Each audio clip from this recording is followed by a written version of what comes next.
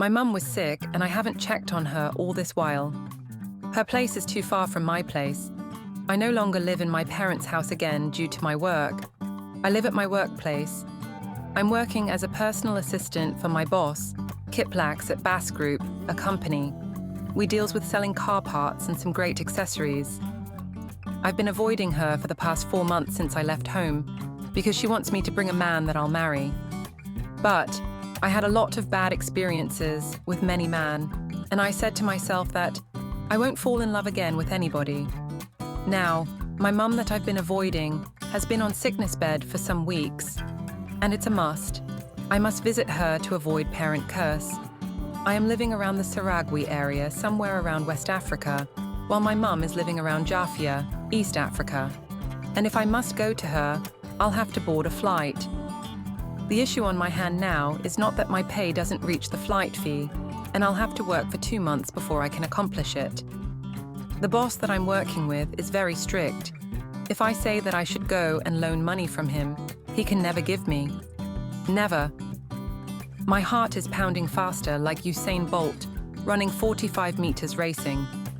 2 issues in my mind: fiancé to show my mum and flight fee to board to go and see my mum.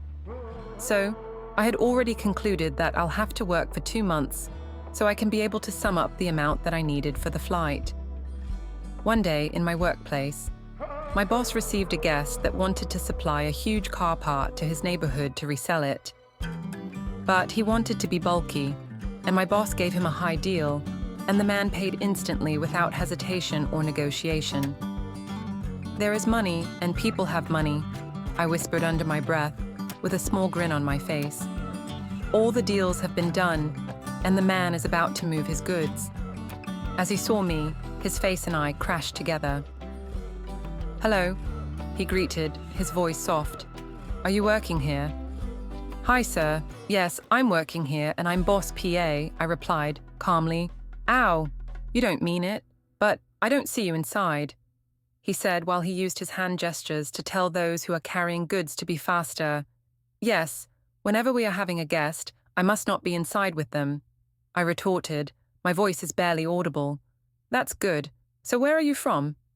"You look pretty," he said softly and smirked at me. "Thanks, sir." So many people used to say I'm pretty. That means they are not lying. At all. They are telling the truth. "Wow, thanks, sir," I exclaimed.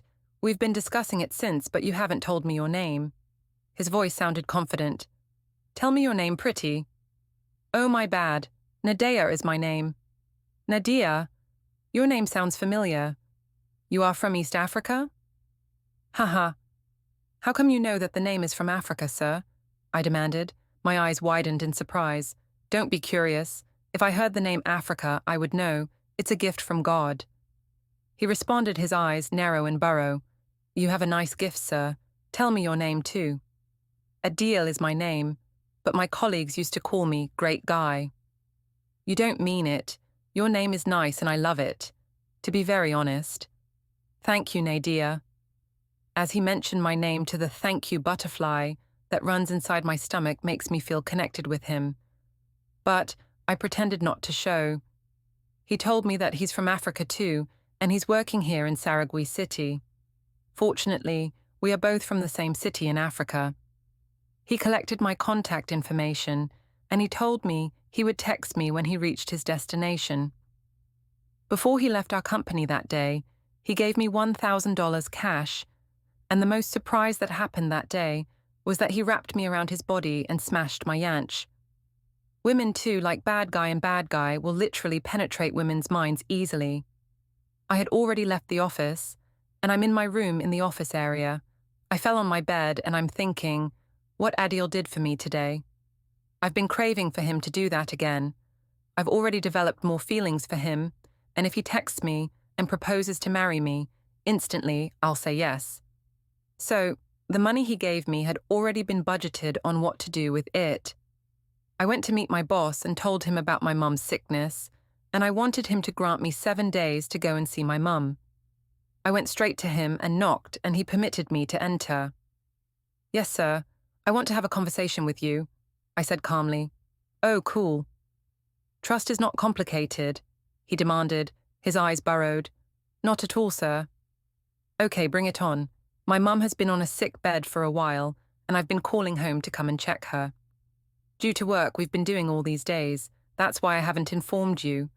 So, I want to ask for a leave so that I can go to her city and check her, sir. Also, the money I want to use for transportation is not complete, I said, my voice shaking.